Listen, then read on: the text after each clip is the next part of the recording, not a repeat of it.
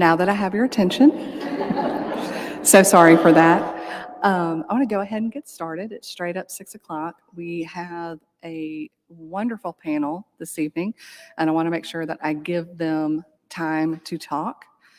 So I am Kathleen Cahill. I am the education specialist here at the Clinton Presidential Library, and this program has been a long time coming.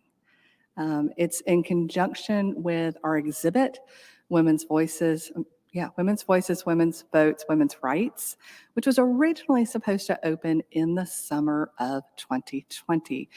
That marked the centennial of the 19th Amendment and the 25th anniversary of Hillary Rodham Clinton's speech in Beijing, China. Jamie, do I need to talk a little bit louder? Okay. I try not to shout. I'm so used to yelling at kids, and y'all are grown, so I want to respect that. All right, so very excited. Tonight's panel is Votes for All Women, Women of Color, and the Fight for Suffrage. This program is a part of the new Clinton Presidential Center Presents series, which is a partnership between the Clinton Presidential Library and Museum, the Clinton Foundation, and the University of Arkansas Clinton School of Public Service. It is supported in part by the National Archives Foundation and the Arkansas Humanities Council as part of their Bending Toward Justice Teacher Professional Development Series. If you are a teacher in the room who hasn't signed in, check in with Ann Clements in the back, and she will make sure that you get credit for being here. We've also got teachers who are joining us through the Humanities Council Zoom. All right, I think I've covered everything except for, well, on the first page, right? I have a whole notebook. A little louder? Even a little louder. Okay. I'm so sorry. Hi, Zoom people. All right. So there are so many things that we didn't learn about suffrage in school, right? If you were like me, there was Susan B. Anthony, and then magically 72 years later, I guess there was a Declaration of Sentiments, Susan B. Anthony, 19th Amendment, just magic, right? So there's some really big holes there, and particularly around the significant contributions made by women of color. And so that is really what we're focused on for this evening. I want to say this. These stories are undertold and under-researched. We've got new research coming out, new books coming out, some of which are for sale in the back of the room, but there's more work to be done. And we need to acknowledge that part of the reason these stories are undertold and under-researched is because archives are not neutral. The people making decisions about whose papers were important, whose stories should be shared, they brought their own bias, and that institutional bias, that personal bias. So it's a little harder sometimes, and our panel are going to talk about that. So I'm going to stop talking. I'm going to introduce our moderator, Dr. Cherisse Jones-Branch, and I'm going to cheat because her resume, her vita, is super long. I'm going to condense it just a little bit. She is the James and Wanda Lee Bond Professor of History. She's also Dean of the Graduate School, both of these at Arkansas State University in Jonesboro. She is a native of Charleston, South Carolina, receiving her BA and MA at the College of Charleston and a doctorate from history from the Ohio State University. You got to say the, right? All right, she is author of Crossing the Line, Women and Interracial Activism in South Carolina During and After World War II, co-editor of Arkansas Women, Their Lives and Times, and a second manuscript, Better Living by Their Own Bootstraps, Black Women's Activism in Rural Arkansas, 1913 to 1965, available through the University of Arkansas Press. So without further ado, I will turn it over to Dr. Jones-Branch. Thank you.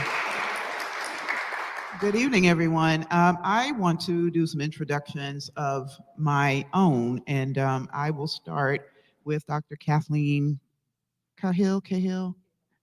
Okay. She's the Walter L. Ferry and Helen P. Ferry Professor of Middle American History at Pennsylvania State University, and her research focuses on the everyday experiences of ordinary people, primarily women.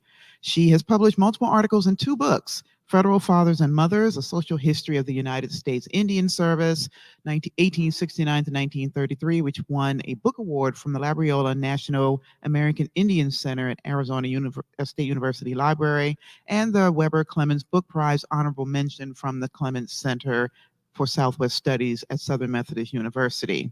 Another of her books, Recasting the Vote, How Women of Color Transformed the Suffrage Movement, 2020, was awarded honorable mention for the Armitage Jameson Book Prize in Western American History, and honorable mention for the Society for the Study of the Gilded Age and Progressive Era's President's Book Prize. She's spoken at many venues, including for the National Park Service, at the Library of Congress, and the National Portrait Gallery. Her work has also been excerpted in Miss Magazine, Time, and the New York Times. She serves as the steering committee chair for the Coalition for Women's History. And now we have Dr. Marjorie J Spruill. Now I'm going to take a breath because it's going to take a minute. That's what happens when you have an extensive record. Marjorie J Spruill is the Distinguished Professor Emerita of the University of South Carolina. She's known for her work on women's movements in the United States, from women's suffrage through the modern feminist and anti-feminist movements in the history of American South.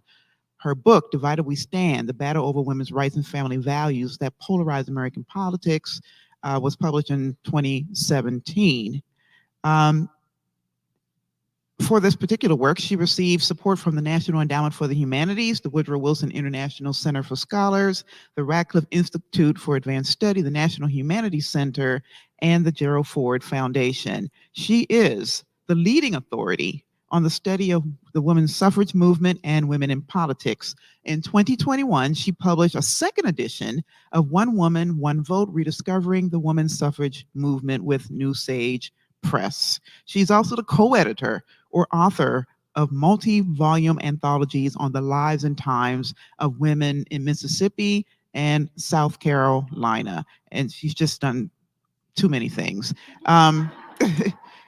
She's also been a historical consultant for the HBO feature film Iron Jawed Angels, a consultant for Rightfully Hers. You can go ahead and give her props. It's okay. A consultant for Rightfully Hers, the National Archives exhibit for the Suffrage Centennial. She's the chair of the Scholars Advisory Committee for the National Women's History Museum. At present, she lives in Folly Beach, South Carolina, right down the street from where I grew up, and is a frequent speaker on women's suffrage nationally and abroad, as well as a media consultant and advisor for films and exhibits on suffrage and the larger subject of women's history and politics. And last, but certainly not least, Miss Latonya Wilson, who is a native Arkansan. You see how we rep our states. Having spent her childhood in both Marianna, Arkansas, and Little Rock, she graduated from John L. McClellan High School with and earned a psychology degree from Hendrix College, an MA in Missions and Intercultural Studies with an emphasis in urban studies from Wheaton Graduate School, and an MA in Public Service from the Clinton School of Public Service. She also studied comparative social and civic movements between African Americans after desegregation and South Africans post-apartheid at the University of Witwatersrand. I totally messed that up. It's okay. Johannesburg, South Africa, while working for the Education Department at the Old State House Museum. She researches African American Arkansas history. The bulk of her focus is on the lives of African American legislators in Arkansas who served between 1869 and 1893. African American women's suffrage, slavery, and Reconstruction in Arkansas. And most recently, her work with the National Collaborative for Women's History Sites and their partnership with the William G. Pomeroy Foundation resulted in the installment of a physical marker honoring Black Arkansan suffragist Mame Stewart Yassenberger, who will come up in conversation this evening. And in her free time, Ms. Wilson enjoys studying politics because you have free time. Following politics, traveling, reading, cooking, and spending time with family. So please join me in welcoming our panelists for the evening.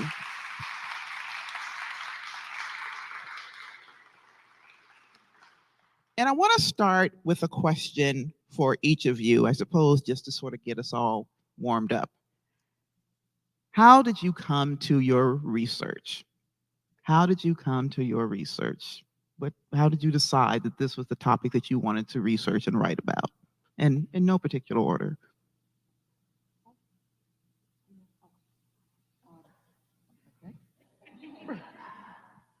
Since I've been, is this on?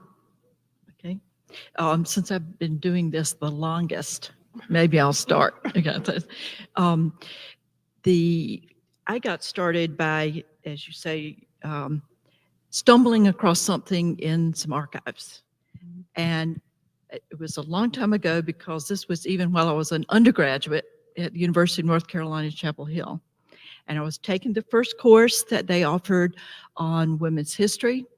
And I had just read Gerda Lerner's wonderful book on the Grimke sisters of South Carolina, who've been my heroes ever since. And so I'm a summer intern at Archives and History, and I'm walking around the Wilson stacks at the Wilson Library, and I come across the box that said North Carolina Equal Suffrage Association. So my eyes light up and I dig in. And one of the first two things I saw shocked the hell out of me, because one of them said, woman's place is in the home. And it went on to go from there. The second, these are flyers, like are stuck up everywhere and sent out to entice people to support suffrage. The second one was said, if white supremacy is endangered, it is all the more important to enfranchise women. Woman suffrage will save white supremacy. And that really blew me away, because even though I'd been reading a lot about the woman suffrage movement, what little there was at the time, I was reading that it had been a biracial movement from the beginning, that one of the earliest people to speak about women's rights publicly in the United States was Mariah Stewart up in Boston. I knew that the Rollins sisters of South Carolina had been very active during Reconstruction. More about them if we want. Other favorite characters. But, these people this was totally inconsistent with what I was seeing. And I certainly knew from this being 1972 and the ERA just being at the center of national politics that very same summer, that the whole point of the women's movement was not to keep women in the home, So anyway, it's one of those moments, and they're teachable moments when you're talking to students about how you get topics, is when you run into incongruity between what you've just learned in primary material and then what you see in, we've learned in secondary material, and then what you learn in primary, and it blows your mind. That was how I got started. And oddly enough, I kept on digging, and that one, I started learning about the women's suffrage movement in North Carolina. I started learning that the suffrage movement, when it started in the South in earnest in the 1890s, it was during one of the worst periods in race relations in the United States, and that Black women who were interested in suffrage were virtually banished from the white suffrage organizations, and often in some cases left and did their work in the North, like Ida B. Wells Barnett and Mary Church Terrell. And so that I learned later about more that were less well known, that stayed in the South, like Adela Hunt Logan, and were working. But it just fueled a lifelong interest in all of these subjects, and a very strong consciousness that racism and sexism go hand in hand in U.S. History and in politics, and that political parties often exploit these things very much to their advantage, as we still see today. So I started my studies in women's suffrage, particularly Black women's suffrage, as a result of working at the Old State House Museum in the education department. And I had an opportunity to do some research through the National Collaborative for Women's History Sites and their National Votes for Women Trail. I was asked to specifically look for African American women in the state of Arkansas who had fought for the right to vote. The work that I did on contributing toward that project on Mamie Stewart Josenberger was largely already done. I just wanted to be clear about that. And the information, most of the information that I found and worked from was done by our moderator here today. And so she did a wonderful job. My responsibility with that information and any other information that I could find alongside of it was to find any primary sources to point out where an African-American woman in Arkansas had actually contributed directly toward it, to, you know, some form of proof, some primary source. So that started me on a trail, and it actually led to her receiving a marker, as was spoken of before. So that's kind of how I started studying African-American women's suffrage. So I worked on the National Vote for Women's Trail as well. And I just want to say, getting a marker installed is an enormous amount of work. So this is really a lot. So congratulations. So I got involved in, I've always been a women's historian, but in terms of suffrage directly, I was thinking about the suffrage centennial, partly because there had been a sesquicentennial of the Civil War that had gotten an enormous amount of sort of press and talks, and the New York Times ran a blog about it. And I thought, you know, I wonder what's going to happen for the suffrage centennial. And I thought about the stories that we tend to know, as you've already mentioned, right? And that this focus on sort of Elizabeth Cady Stanton and Susan B. Anthony, and I knew that they would be front and center. And at the time, I was teaching at the University of New Mexico, and I grew up in California. So for me, I consider myself a Westerner, and that story has always been an Eastern story and a Northern story, right? And so I started thinking, well, what kind of stories can I tell my students that they'll be able to relate to? And from the research for my first book, which focused on Native American women, I knew that there was a woman named Marie Bottineau Baldwin, who was a woman from North Dakota, or what is now North Dakota, who is Turtle Mountain Chippewa and French. And she lived in Washington, D.C. while she worked for the Bureau of Indian Affairs. And I also knew that she had marched in the 1913 suffrage parade. And that's not a place that we usually think of Native women being.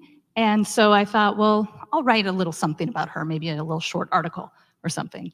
And I kind of got rolling, and it turned into a book that focused on 6 women.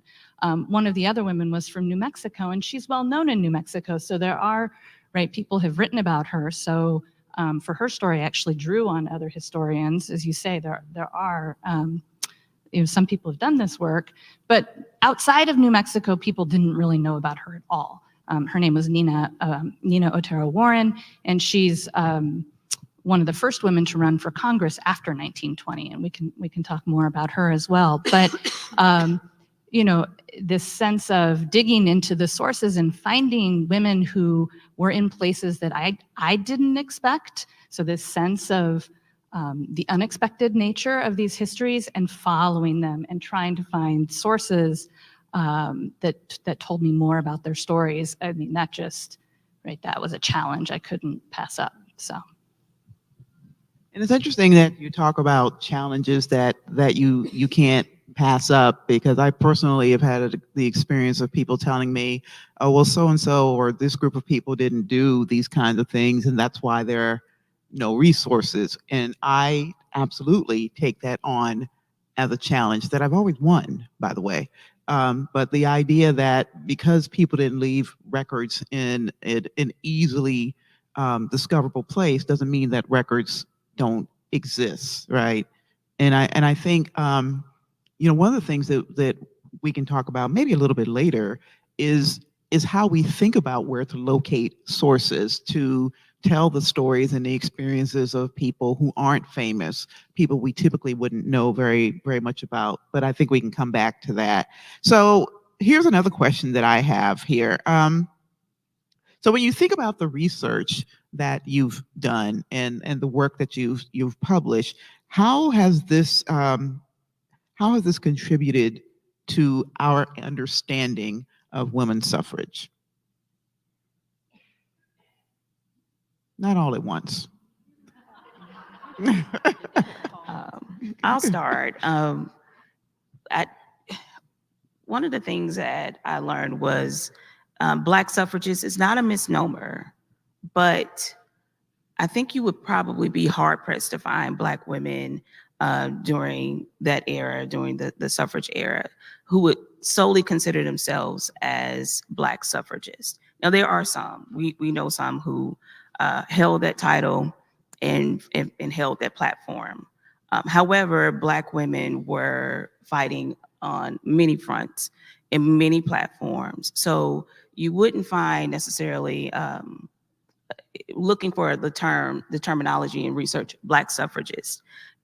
For me, it did not uncover a lot. I had to look more broadly in my search. So you would see Black women fighting for not just their own suffrage, but also fighting for the suffrage of Black men and their right to engage in franchise, and also the children, institutions, and equity. So it was a broad swath of issues that Black women fought and stood for. So trying to find a singular purpose for what Black women stood for in terms of suffrage, I had to basically recoup and reevaluate how I was searching. Also, it led me to think about white suffragists, and it made me wonder if their platform and their energy was spread across so many different platforms and issues as well. And if not, then what difference did that make collectively in our history, and how do we tell that story too? I'm interested in understanding more about how those platforms were different for Black women and white women, and what the results were. I think that's absolutely, for many of the, my book, The Six Women, I looked at 3 Indigenous women from different nations, a Chinese American woman, a Hispanic woman, or we might call her Latina. She would have called herself Hispanic, from New Mexico, and an African American woman. And for all of them, they approached suffrage, again, like as you say, with this sort of constellation of political agendas. And the vote was really a tool to address many of those larger issues. And for many of them also, it was about men not being able to vote as well. Particularly, so Indigenous women and men were not, most of them were not citizens until 1924. So the idea that they could vote, right, they don't even have citizenship in the US. They're legally wards of the federal government. Asian Americans, the vast majority of them were immigrants and were not allowed to become naturalized citizens. So these questions of citizenship and the right to vote also really impacted those communities, right? So I think that's a really important point, that the vote was a tool, so it was part of a larger agenda.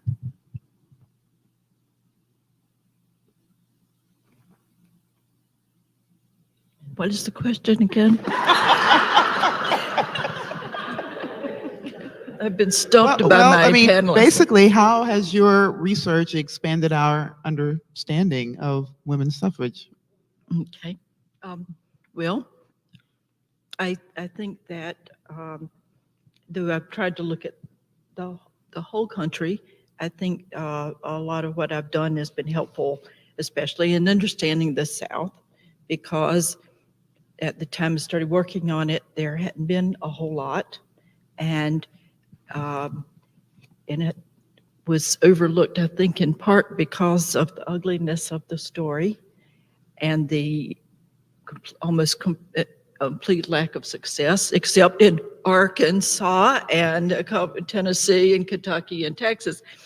But how the South fought it for so long. So I think that one of the things I've helped to do is contextualize the movement in particularly in the South, and also to not at the same time try to understand the whole national movement enough that I can help understand the role that the South played. Also, the attitude that the Northern and Western suffragists had toward the South, and also trying to understand that there actually was a wide range of views among white Southern women about working with Black women and about the use of the race issue. And though they stooped pretty low in many cases, that there definitely were links to which they would not go. And so just trying to understand the complexity of this situation, and to not ignore the South because it was so unsuccessful. Because had the South not come through with those 4 states, women would not have gotten enfranchised in 1920. And we could have ended up like Europe, where in some countries it took many decades more, and in some places not till after World War II. And so I think in those ways it's been helpful. Well, thank you for that. And as you were all speaking, I was thinking about this in another context within the state of Arkansas and really in the South. But what does the suffrage movement look like if you're in a rural space? And I bring that up because that's the work that I do. And what does that look like? Because the assumption is these are agrarian women concerned with agrarian things. Their imaginations didn't stretch to politics and voting. But of course, that's not true, right? And I think it's very similar to the points that you all were making about these women from these different backgrounds, that they don't live single issue lives. So I think that's another way that we have to think about this narrative, to try to understand what does it mean for women who reside in urban spaces. And if you're in a place like Little Rock in Arkansas, this is the urban space, right? But what does it mean if you're in, Weiner, Arkansas, which is a very rural space? Should we assume that women aren't interested in these sorts of things? We shouldn't, right? Because, when we get to talking about how we do the research and how we find those answers, I think you will almost always find that they may not use the language we think they're using. It doesn't mean that they aren't concerned about those issues, right? So here's another question. What kinds of things do you think we need to be doing to really push this out there to get people, and not just scholars, right? Because we want our work to reach audiences beyond that, but to really impress upon people the complexity and the nuances of this story. What do you all think about that? I was very encouraged during the last 2 years at the amount of interest in women's suffrage that there has been among the public. There seemed to be a real hunger for it.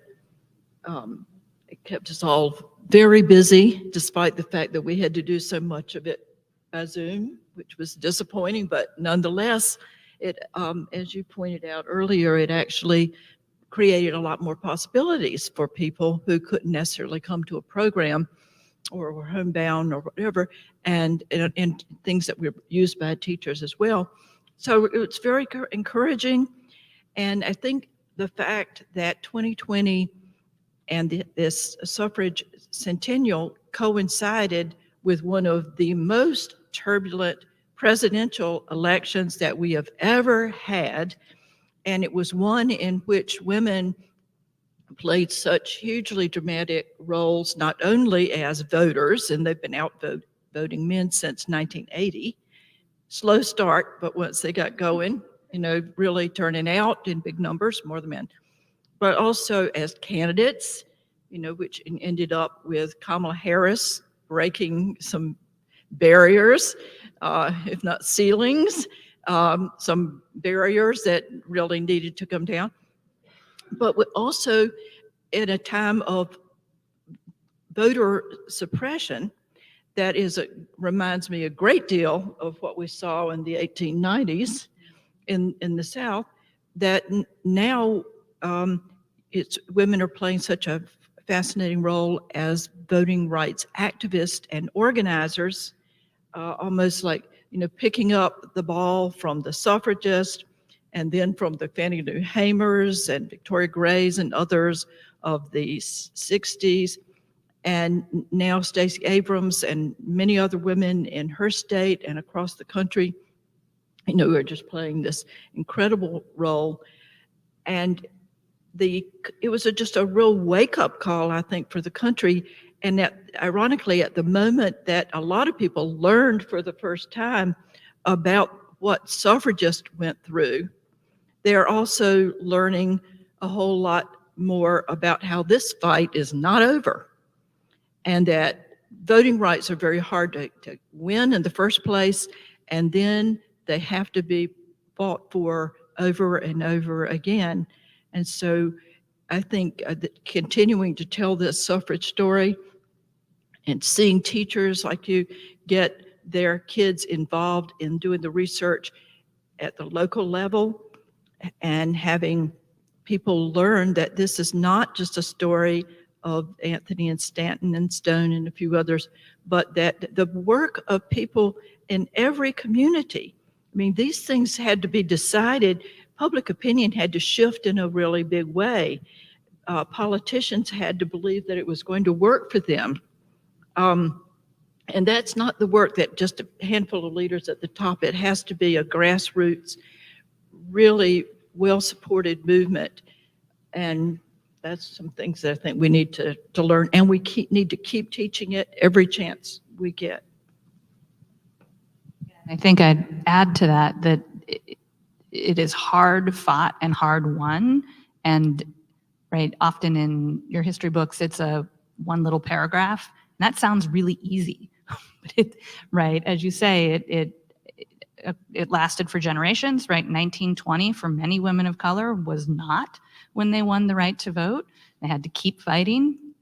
And I'm always struck by, you mentioned Fannie Lou Hamer, just this sort of overlap, so that she was born in 1917, right? And, becomes very active in the civil rights movement and voting rights in the 60s.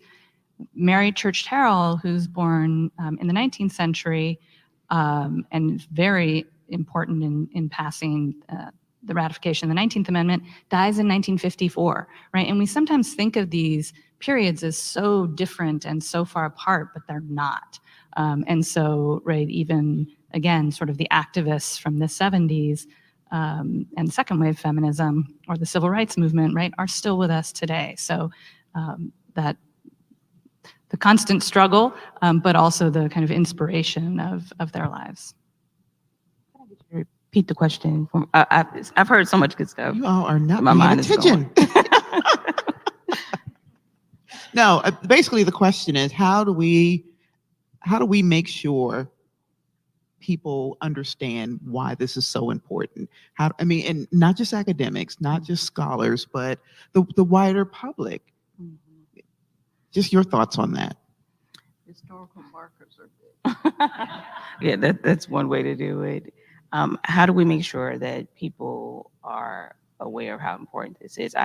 I think by letting people know that this is not a historical moment alone, but that we're still living in it. And I think that we do a lot in our society to cover up actually, where and how we're living instead of living in the truth. I think it's harder for us to accept the truth than to believe the story that we continue to tell ourselves, because it's hard for us to see how we really are sometimes.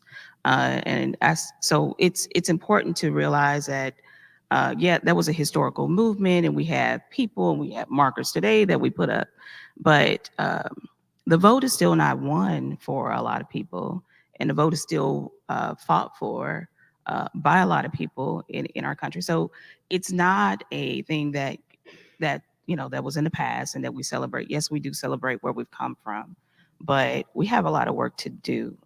It is, not to be taken for granted. So I think one of the most important ways to let people know is to let them know that there's still work to be done, that it's not safe, it's not secure, that there will be people after you who will need to benefit from what you had an opportunity to benefit from in order for our democracy to continue to exist. And they need to use that vote.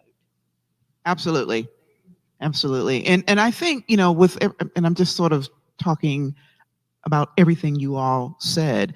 I think understanding the history and the very long road to get us to this point, even with the work that still remains to be done, if you know that, then that should really underscore why you need to go vote. I think once you know that kind of history, I've at least seen this with my students, it erases some of that apathy because they don't know that there's a backdrop to all of this, and they don't know about what happened to Fannie Lou Hamer, for example. And of course, all the women, they didn't just say, no, you can't go vote. These women suffered physically for this, right? From the white women who were put in jail and force-fed, right, to people like Fannie Lou Hamer, who was impoverished, by the way, who was taken to jail and beaten within an inch of her life so that you could exercise the right to vote that some of these young people, they're not just young people, we don't want to blame young people for everything, but some of the things that people take for granted, they really were hard won on people's bodies, on their physical bodies. So there's a psychological, physical, and emotional cost that has already been paid for all of this. And I think once you really drive that notion home, it changes things for people. It's not a conversation in the abstract, right? And I would also say that because there are educators in the room, and I think this is a nice segue into talking about resources, so much has been digitized. So much has been digitized so that you can bring directly into your classroom and examples of people and places from your own communities. If that doesn't make it real, I'm not sure what will. And so let's take that segue. Let's go into talking about resources. How do we find these resources if they're not digitized? And even when they are digitized, there's a question that needs to be asked about how you mine those sources, because even when you look at the sources, everything's not obvious, right? So let's talk about that. I'd like to jump right in on that one because I'm so excited to see how much work was done during the centennial to reach out to teachers and communities and to create permanently available resources. I can just think of several ways, and I'm sure you will too, right off the bat, that I hope you know about, and if not, you might want to jot some of these down. First of all, the National Park Service just did an absolutely fantastic job in commemorating the centennial and in encouraging, sponsoring research that they then put together in a wonderful booklet that you have here, I believe, at the in the gift shop, perhaps. Not, but at any rate, it's out there and it's available, and they're just wonderful essays, and a lot of it real fresh, cutting edge research that is just terrific. And also, all of that is available online, so you can easily get it that way. Another thing, I know that both Kathleen and I were invited to write some essays on some of our areas of specialty for a series that they jokingly referred to as work by the Suff Buffs. And then at the end, they put all of those together in a free online downloadable book. And that was all sponsored by the National Women's Suffrage Centennial Commission. And those are available. And I believe that the National Park Service site. We have a really great website, which will take you, I think, to both of those. There are links to both of those. And I would add Harvard Radcliffe had a a number of primary sources and then these little video clips called, I think it was called Suffrage School, where historians took one of these primary sources, which is also available there, and then talked about it. So there's been some really And wonderful. then the National Women's History Museum, which is an organization I work with that is the main goal for 20 years now has been to get a National Women's History Museum on the mall for people to go to school trips and tourists and just celebrate women in this country and their history. Okay, so now Congress has finally succeeded, and Congress has mandated that the Smithsonian get involved and do this. So it's out there in the future. But the National Women's History Museum has decided that since that mission has been taken over, that what they would work on is continuing the online programs that they have become well known for over the last, say, 10 years. And so they are churning out things that you can use as well. So if you just go to that site and sign up, to be on their list, National Women's History Museum. And then there was another. I don't remember. There's been a lot. Yeah, the Library of Congress. Library of Congress has a lot of great They have the material Mary Church for you. Terrell papers, that are Yeah. all digitized. I mean, I wanted to go back just to your question about doing the research. And I will say that I couldn't have written my book without digitized records because I could find individual women in them. So newspapers in the late 19th, early 20th are basically the social media of that true. time. I mean, you get all this little, who was visiting whom and who was giving a talk where, and it may not be a lot of information, but so for example, I was following a woman named Gertrude Bonnen, or is it Kalasa? She's Yankton, Dakota. And she's going all over the place giving talks. And all it would say was which women's group she was talking to and the title of her talk.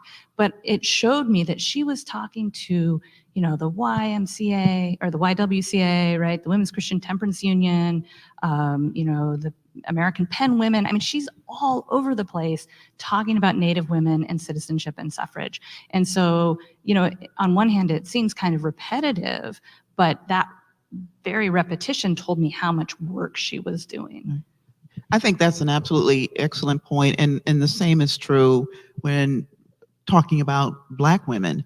One of the things that people often assume erroneously is that if you're looking for any stories about Black people in mainstream, predominantly white newspapers, it's always going to be negative. That's not true.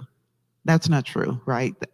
If you are really trying to find out what Black women are doing just in terms of social activism, again, they don't live single issue lives. Some of these women show up in these newspapers all the time. And of course, they show up in the predominantly African-American newspapers, but they show up a lot in predominantly white newspapers too. You just start doing a search and it might just be a sentence like, so-and-so was here and gave a talk to this organization. But if you find enough of those, you can piece that story together pretty easily.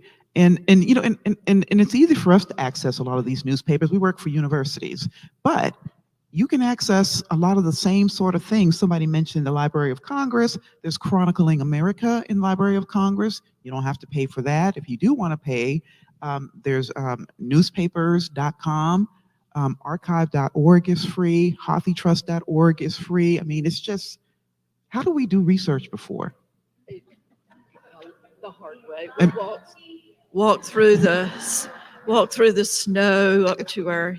Right. I mean, I used to have to save up a bag of dimes so we could use the microfilm machine. Right. So, I mean, it's really changed the way we can do research, and extensive research, not like surface work, pretty extensive research. And in revising One Woman, One Vote, we had just about doubled the number of historic photographs that are in it because now they're free, they're downloadable.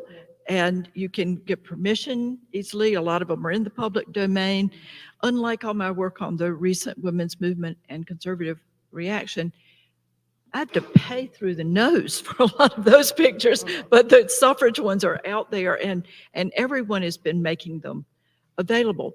The other thing is there is a online archive, digital humanities project led by Kitty Sklar and Tom Dublin called Women in Social Movements. Yes. That it is an absolute treasure trove of online materials as well as some scholarly analysis also on there. And it was done by Alexander Street Press, but it's housed mainly in universities and national and public libraries who have to subscribe to it. But if you have any kind of affiliation with those, you can. Plus, they really want to try to make it more available to teachers. And the thing that they just did during the Suffrage Centennial is superb, and you don't have to be part of the subscription to get it. And it's particularly useful to people in finding and identifying suffragists in your area. So several years ago, in anticipation of the centennial, they got someone in each state to be the coordinator for that state, and it became a massive crowdsourcing project in which, using all of the available books like the History of Women's Suffrage and the newspapers of the suffrage movement, they identified the names of every suffragist that they could find. And they also did a special one about Black suffragists. And so it's out there, every single one that somebody looked them up, and there's usually at least about this much on them, and they're from every little town and rural area throughout the United States and the territories. And so that is a really good one to use, and we can get that information here, Kathleen, and that you give it out to people if you're trying to find it. And finally, the documentaries. Nashville, one of the things I worked on during this thing was a documentary called By One Vote, Woman Suffrage in the South. And it was done by Nashville Public Television. It's 55 minutes. It's free. It's downloadable. You can just go to the Nashville Public Television website and get it. In South Carolina, we did a 3-part series called Sisterhood South Carolina. And it's about the first one's about the Grimke sisters. The second one is about the Rollins sisters. And the third one is largely about the Politzer sisters. We hadn't talked about tonight. And so all of those, again, are free and usable and great for, classes. Yeah. Was I in the one on South Carolina? I think I was. Yeah. Yeah. I actually did it from Arkansas State, believe it or not. Yeah. I was actually going to go a little bit rogue. I think these ladies did a wonderful job of talking about online resources. I was still thinking about the previous question about what we can do, in terms of history and moving the issue forward. I think what we could do is see and understand that this is an opportunity for us to rectify a situation that didn't go the way that we would ideally would have wanted it to go, where white women suffragists and Black women suffragists were not included. A lot of Black women and women, people of color, Black people, basically, we still need our franchise. It's still under threat. And so I think this is an opportunity for white women and Black women to fight for the vote together, the way that we could have done previously. But this is an opportunity for us to have learned from the mistakes of those who've gone before us, and to set a better example for those who will come after us. So I think we could seize the day and make our society a better place, and also build a relationship that has been damaged, and that we need to work together as women of color and white women to draw ourselves closer to the ideals of this nation. So no online material, but that's what I want to say about that. No problem. That's great. That's a great way for us to segue into some questions, maybe. If And you there's have a a mic question, coming around. yes, if you have a question, I have a mic. I'm sorry? Oh, this one right over here.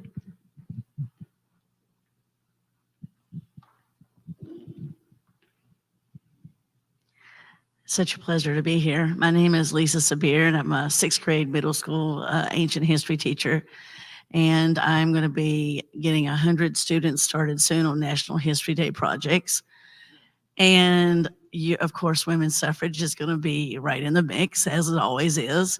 But I'm trying to fit it into the theme this year. It's frontiers is the theme. Frontiers, people, places, and ideas.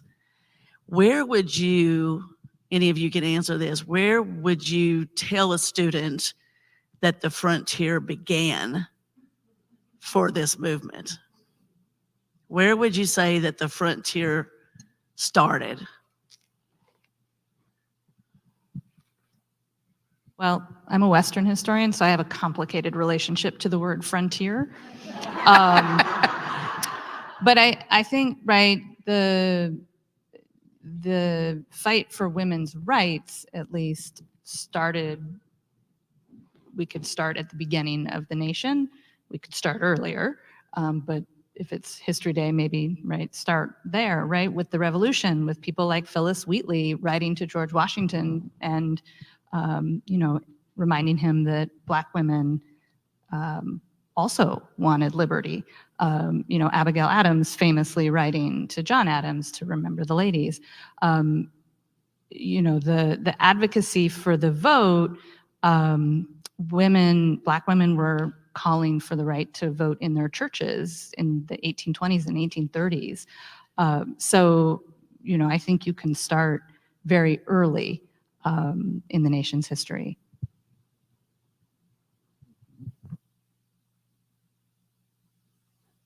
I'm hesitant because you know so much more about this than I do, but the whole, if they're thinking about the fact that the West was ahead of the rest of the country in granting women's suffrage, there's lots of historical debate about why that was. And there have been a lot of oversimplifications. Now it's a much more complicated story, and it's one that varies very much from one state to the next. But there are some interesting projects there to be done, when you say. Yes, and here's where I hesitate with the word frontier, which you did not choose, so I'm not.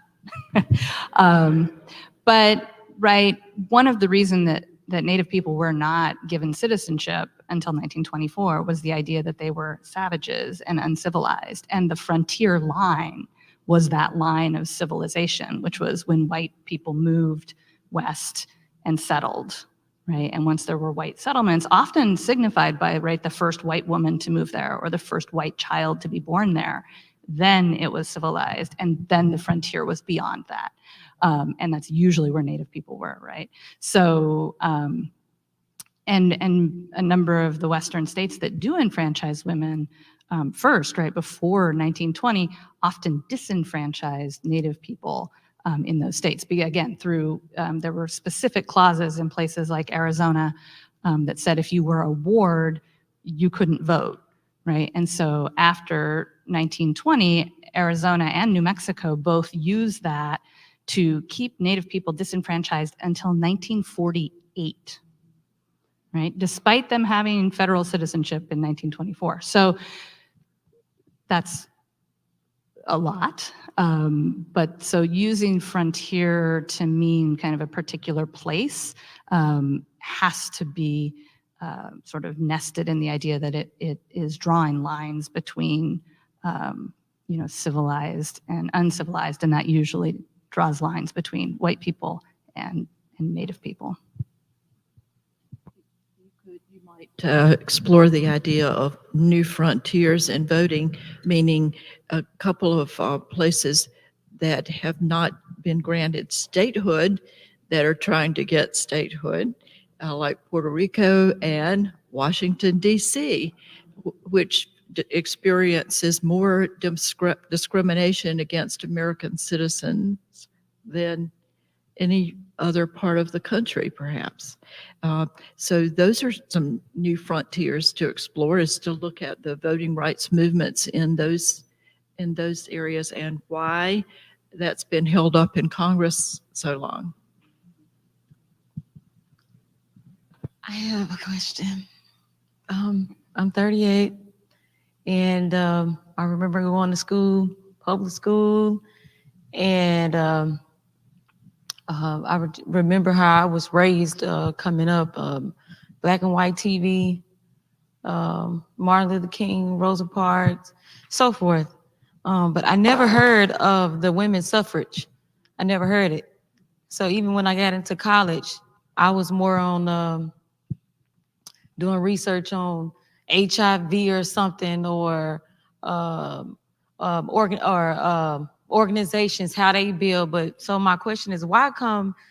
Well, you said that how can you, I guess, deeply put it out there, and I guess in the surface or whatever. Does the public schools, the charter schools, is so much tax money going forward? Why come this information is not, the history is not put in the school books? Because I wasn't raised off voter rights for women and I guess you might say the division and everything that it have caused. You can hear about what's the school? How did it slip my mind? Central. We can hear about that, but why come the voter rights was never brought to the attention to the young folks? I have never heard of it. I just so happened to get an email, and I never heard of it because everybody else was raised off all the other chaos that was going forward, how they were fighting. But I just never heard the voter rights of, women rights. I heard it over time, going through TV, overseas most definitely. But here on charter schools, my nieces and nephews, and I used to sit back and like, why is they coming? No offense to anybody, but why they always come home with Cinco de Mayo like they all on the same topic? I mean, for real, they come home and everybody doing these posters. I'll go, well, I don't have no children, but I'm the single eye, so I'm looking like, God, why is everybody got Cinco de Mayo? Why is all these posters on this or this and this? But I never saw posters of voter rights, the women rights. Why come that is not implemented into the programs at the school? Or I don't know why the historians are not speaking about that. We can hear about everybody else, the Western, South, and all that, but why come the voter rights? Why for women? Why come that is not deeply rooted into the schools as of right now? Excellent question. That's a very good question. The National Women's History Museum undertook some research over the past few years of school curriculums all over the country, and identified where these things are being taught, where they're part of the curriculum, where they're not, and just found an amazing variety. Really good in some places, really not in others, and just everything. But one other point I want to make is that last year during the pandemic, when I was Zooming about suffrage a lot, I was delighted to find that the French, I was invited to speak about women's suffrage to Italian school children and to French teachers, because in fact at the University of Toulouse and several other universities in France banded together and had a major conference that was supposed to be last February about women's suffrage in the United States and the whole story of the 19th Amendment, because it's going to be on an upcoming teacher qualifications for French teachers. And that really made an impression on me. I also think the answer is history is really powerful, and those stories are really powerful, and not everybody wants those stories told. So, I mean, Susan B. Anthony and Elizabeth Cady Stanton, we can talk about how complicated they were, but one thing they understood was that history mattered and nobody was going to tell their history unless they did. So they literally wrote 6 volumes called The History of Women's Suffrage, Volume 1 through 6, about the fight for suffrage. Now, those volumes tended to leave out women of color for the most part. But there were women at the time who were also writing their own histories. So Carrie Williams Clifford, who's a poet and a suffragist that I write about, she uses her poetry to write about what African-American women were doing at this time. And so it goes back to the question of finding these sources, but the women who were part of these movements left some sources, and it's up to us to find them. But then, right, it's also up to us to insist that they get taught in our schools. And obviously, this is an issue right now that has become a national political issue because history is very powerful.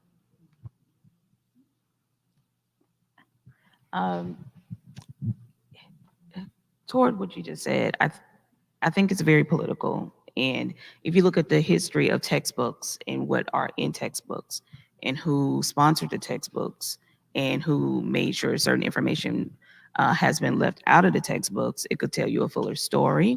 But history is, like you were saying, it's important that we have a public collective history that we all understand going forward. And I think that it is very powerful. As a matter of fact, it shapes our ethos. And so that's the premise and basis for a lot of things in terms of holding a society together. So I think what's most important is that we're here trying to get the word out, and then more people actually, are finding out about it. And I think that during this time, during the 100-year anniversary, we have an opportunity to really kind of set the record straight and try to make sure that, from this day forth, well, not this day forth, but from moving forward, that we, keep it in our public awareness and our communities. And one of the interesting changes in the approach to commemorating the 19th Amendment between the 75th and the 100th was an emphasis on diversity of the suffragists, but also something else we haven't talked about as much, and that is about the period after 1920. Right. There was a lot of misunderstanding about that issue, and I suddenly can't talk. Can I form a question? But- Going back to what she said, I can only speak to the public schools in the state of Arkansas. I worked in the Delta for over 15 years. So I see a lot of strong women coming out of the Delta, and they push for the vote. And so as a high school teacher, the only way that we can make things done in a school, the teachers don't know anything, so we have to talk to our students. So I try to find every student who has turned 18 years old, and I'm like, have you registered to vote? You better be registered to vote by October the 11th. Early voting starts November 8th. And then, early voting starts October 24th. And then you vote by the 8th. Now, for the history lessons in the state of Arkansas, if you don't have a piece of male anatomy, I'm sorry, you're probably not teaching a history class. So, because they have to hire coaches, because in Arkansas, we're all about football on Friday night. And I know that very well because I hold a history certificate, but I cannot teach history because I don't have a coaching endorsement for a football team. But if I did, I could probably be teaching some history. So, and then being from the Delta, I was in majority minority schools, and I'm like, I'm not going to be like those teachers in Pine Bluff and ask, can I teach history? I'm going to teach my kids what I know about Arkansas history. And so they know all about some Rosa Parks and some Martin Luther King, but do we know about Little Rock Central High School at your back door? Then go across the bridge. North Little Rock happened before Little Rock happened. So when you don't know that stuff, and being from Mariana, I sure hope you know Scott Bond from Forest City, or better yet, Madison, okay? 2 miles down the road at Madison. So I teach some history. And so, but but I'm a home ec teacher, so it happens from the home. Okay, so. And And I then, think, you know- we can go further. So there's so much history that they hadn't got because who won the ball game last night? Well, who knows? So am I lying? You're from Marianna. Now come on, Lee County. So I ain't lying. So I told my kids, they complain, about everything at school, and I've got high school kids, 9th grade, Lord, take me away. So here they're complaining because they said, oh, it's bad this year. And I said, well, let me tell you how you can fix it. You get your people and you get them to vote, and you can vote that school board up out of here, and they can take that superintendent with them. So that's how you work it from the classroom. Thank you.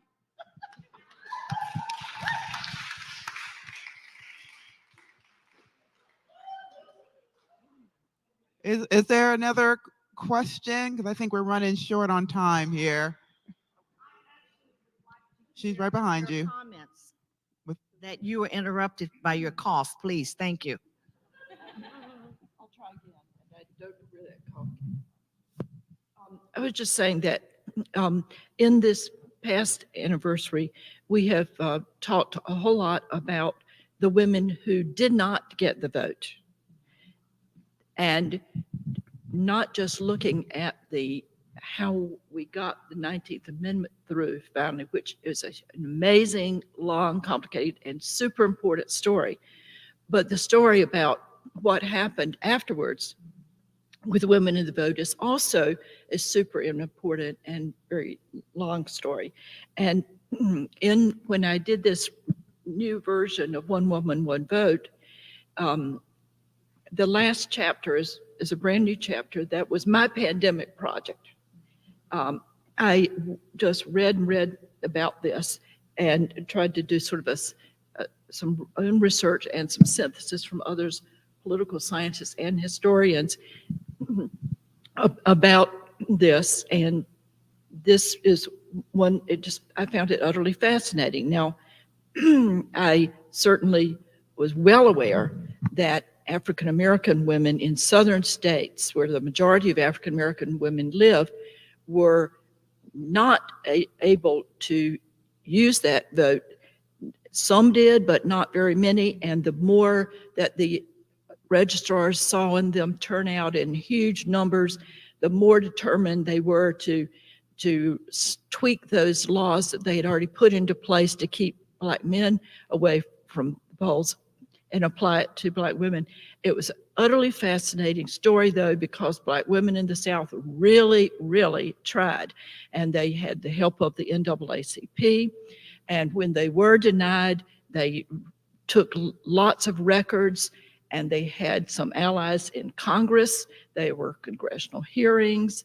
The descendant, Archibald Grimke, who was a descendant, of the Grimke sister, he was in the NAACP in DC. He was helping, but they, they couldn't get anywhere. The Southern white congressman blocked this, so they didn't get anywhere. But it's very important to understand that those African American women who were being denied the vote won the vote in the 19th Amendment.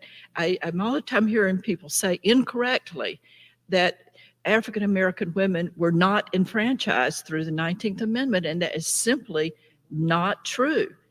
Everybody who was an American citizen was, and now the rule was it could not be denied, as it says here on my scarf, because of sex. So they had it. And in fact, think about it.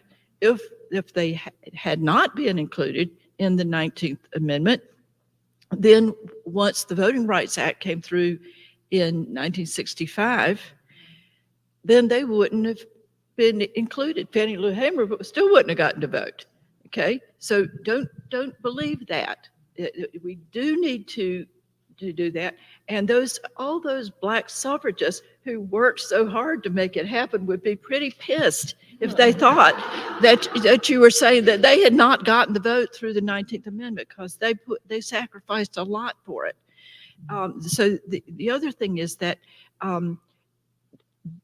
African American women were voting in the North and the West.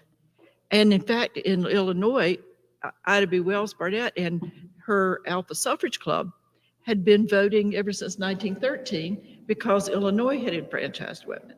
So, this is complicated. The other thing is, it was a totally different story for Asian women. But once again, it was a complicated story because if you were a citizen, an Asian woman who was born in the United States, as a result of a Supreme Court decision in the 1890s, you were included. You did have birthright citizenship in the 14th Amendment. That birthright citizenship applied to you, okay? But if you were an Asian immigrant, then you were not allowed to become a citizen. And the amendments are all about people who are citizens. So these are complicated. The other thing is, what about the territories? What about, I just mentioned 2 territories, Puerto Rico and Washington, D.C., that want to become states and over the years were denied and still have been. But each one there's just, Laura Prieto wrote some wonderful stuff during this, as well as a historian named Allison Snyder, who have written books that talk about what happened even in the Philippines, which was our territory at that time, but about Guam and the Virgin Islands and all. And they're just, every single one of those territories had a different relationship with the U.S. federal government according to the organic law that's established them in the first place. So I got into research about organic laws and trying to find out about it. But so as a result, and so in the Virgin Islands, it was African-American teachers who had some experience with discrimination back in the United States who were teaching there, and they got it done. And in Hawaii, in your book, you tell wonderful stories about how different the situation was in Hawaii. You got to read her book. It's just full of wonderful stories about those Hawaiian women in that situation. So every one of those was really very different. And then I get into talking about how finally we get the Voting Rights Act in 1965, largely because of activism of African-American women as well as African-American men. But then, after that, our country continues to renew that Voting Rights Act for the rest of the century. The whole trend, all the way up until recent years, was for both parties, when they had power, they approved these extensions under Reagan, under Bush, under Clinton. And then Clinton, of course, gets through motor voter, and the protection of the rights of servicemen abroad and expatriates who now participate in elections, big number. And there were, under Gerald Ford, the Voting Rights Act was extended to protect the rights of non-English speaking voters. And then there was protection for disabled voters. And by the way, during that time, they allowed 18-year-olds to vote. When I voted for the first time. And so the whole trend, was on and on to expand it until the Shelby County decision that stripped the voting rights of its essential powers. So it's been an uphill battle until 65, and then it was just up and just doing more things to make it easier to vote. And then suddenly, boom, we have the problems that we have now. So we got to get busy and protect this. Sorry. Thank you. Those are pretty profound words, right? So there's this long, extensive history. And one point that I want to make just before we end this evening, that even when women couldn't cast a ballot because of their race, their ethnic background, it doesn't mean that suffrage activism wasn't happening.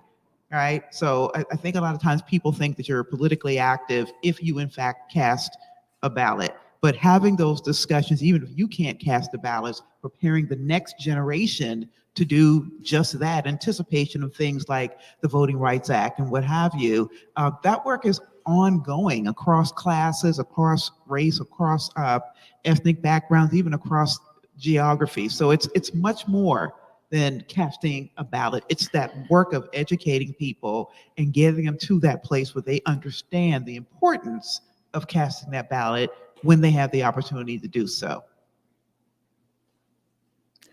Thank you all. I think that there are 3 takeaways that I got, and the first one is that the messy history of women's suffrage is important, the truth about that there are more truths for us to discover, and it's a call to action to discover those truths. And finally, go vote.